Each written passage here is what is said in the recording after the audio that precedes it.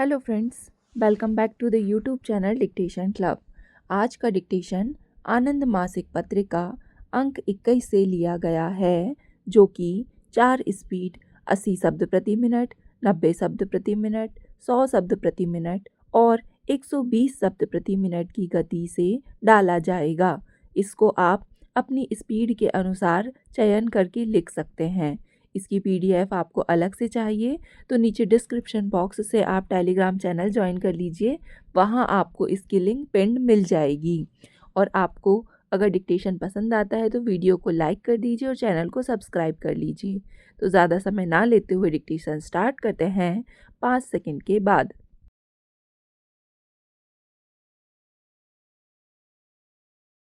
महोदय, अतः यदि किसी प्रकार की अन्याय ज्यादती हुई है, वहाँ जाने का आयोग का अधिकार होगा और जो रिपोर्ट आयोग प्रस्तुत करेगा उसको राज्य सरकार को विधानसभा पटल पर रखना अनिवार्य होगा।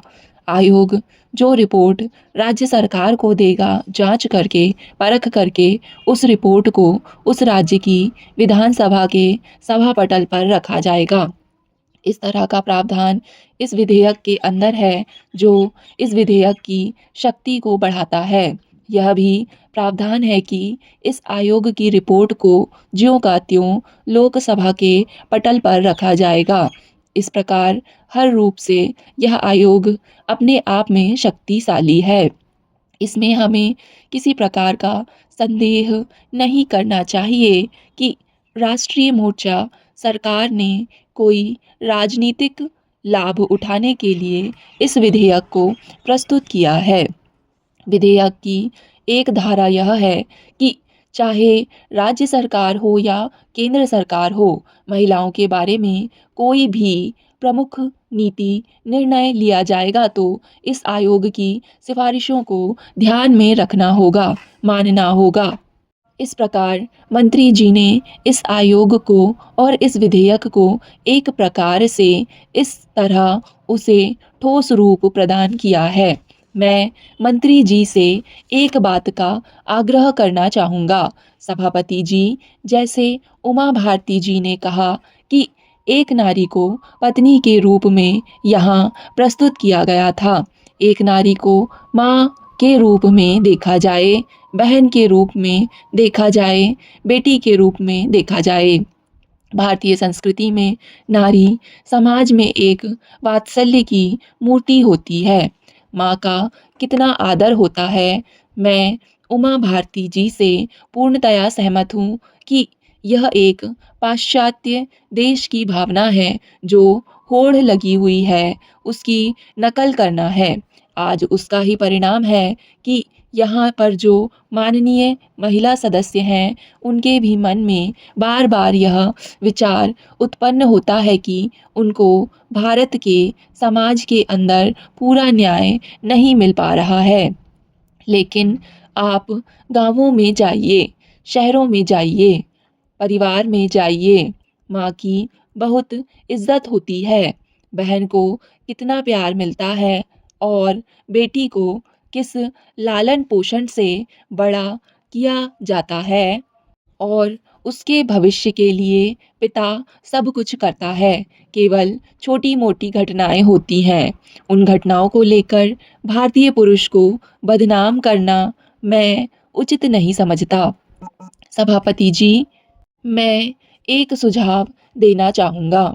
उपाध्यक्ष महोदय, हमारे युवा श्रम मंत्री जी की जो प्रशंसा हुई है, इससे पता चलता है कि हमें उनसे कितनी आशा है। यह एक जिम्मेदारी है तथा मैं सोचता हूँ कि स्थिति अनुकूल नहीं है, लेकिन फिर भी मैं आशा करता हूँ कि वह आशा के अनुरूप सिद्ध होंगे तथा हमें निराश नहीं करेंगे। यदि आप बारीकी से देखें तो आपको प्रतीत होगा कि यह मालिकों, नियोजकों अथवा भूस्वामियों की संसद है। यदि हम देश की तरफ ध्यान दें तो राजनीति मजदूरों के हाथ से बाहर हो चुकी है। यह केवल मालिकों तक ही सीमित है। इसलिए जब हमने कृषि की चर्चा की तो मजदूरों के संबंध में चर्चा ना करके किसानों के लिए लाभकारी मूल्यों के बारे में चर्चा की। किसान का तात्पर्य उस व्यक्ति से है जो भूमि के एक किनारे पर हाथ में छाता लेकर खड़ा रहता है। वह बाजार लाभ कमाने के लिए जाता है। जहाँ तक औद्योगिक क्षेत्र का संबंध है, जैसा कि मंत्रालय की रिपोर्ट में बताया गया है कि विगत 3 वर्षों से हड़ताल के कारण 14 मिलियन तथा तालाबंदी के कारण 22 मिलियन श्रम दिवस नष्ट हुए। इस वर्ष हड़ताल के कारण 6 मिलियन और तालाबंदी के कारण 10 मिलियन दिवस व्यर्थ हुए। तालाबंदी के कारण श्रम दिवस नष्ट होने से आपका तात्पर्य क्या है? आपका तात्पर्य है कि इसके लिए नियोजक अपराधी हैं। श्रम कानूनों को श्रमिकों की सहायता के लिए नहीं, बल्कि श्रम को नियंत्रित करने के लिए बनाया गया था। अब श्रम मंत्रालय को नियोजकों से निपटने तथा नियंत्रित करने के लिए कोई विभाग बनाना चाहिए। उन्होंने एक तालमेल तंत्र अर्थात केंद्रीय औद्योगिक संबंध तंत्र का गठन किया है। इसी प्रकार आपको भी नियोजकों से निपटने के लिए औद्योगिक तंत्र का गठन करना पड़ेगा। मैं मंत्री महोदय से जानना चाहता हूँ कि क्या यह कागजी कार्यवाही होगी अथवा इसे व्यवहार में लाया जाएगा। यह आवश्यक सेवा बनाए रखने का अधिनियम लागू कर सकते हैं, जिसका श्रमिकों के विरुद्ध प्रयोग किया जाना बिल्कुल प्रासंगिक नहीं था। क्या उनमें नियोजकों, मालिकों तथा उन लोगों के विरुद्ध जिन्होंने हमारी दुर्लभ पूंजी को जकड़ा हुआ है तथा जो अपने कारखानों को बंद कर देते हैं, हथियार प्रयोग करने का सहारा है? आज श्रमिक हड़ताल की समस्या पैदा नहीं करते हैं। यह समस्या नियोजक और पूंजीपति पैदा करते हैं। समस्या को ठीक से समझना चाहिए। उपाध्यक्ष महोदय, मैं एक सुझाव देना चाहता हूँ। यह हमारे लोगों के लिए रोजगार की समस्या से जुड़ा हुआ है। सभी रुग्ण तथा बंद एककों की जांच और विश्लेषण किया जाना चाहिए। जो एकक अपनी तकनीकी संभावनाओं तथा आर्थिक व्यवहार्यता के कारण बंद हो गए हैं, उनके संबंध में कार्यवाही की जानी चाहिए, जैसा कि मेरे साथियों ने सुझाव दिया है।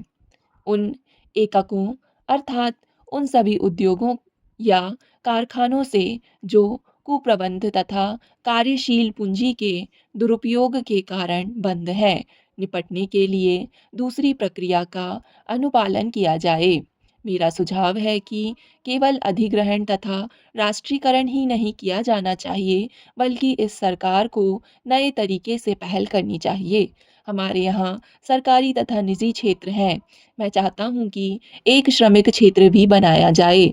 जब प्रबंध किसी कारखाने को जो आर्थिक रूप से लाभप्रद हो सकता है तथा जिसके उत्पादों के लिए बाजार है, चलाने का इच्छुक नहीं है, तो इसे चलाने के लिए श्रमिकों को सहकारिता बनाने के लिए प्रोत्साहित किया जाना चाहिए तथा सरकार को इसे चलाने के लिए श्रमिकों को अधिकार देने तथा अर्थव्यवस्था में सहयोग देने तथा रोजगार बनाए रखने के लिए कानून बनाने चाहिए। स्टॉप।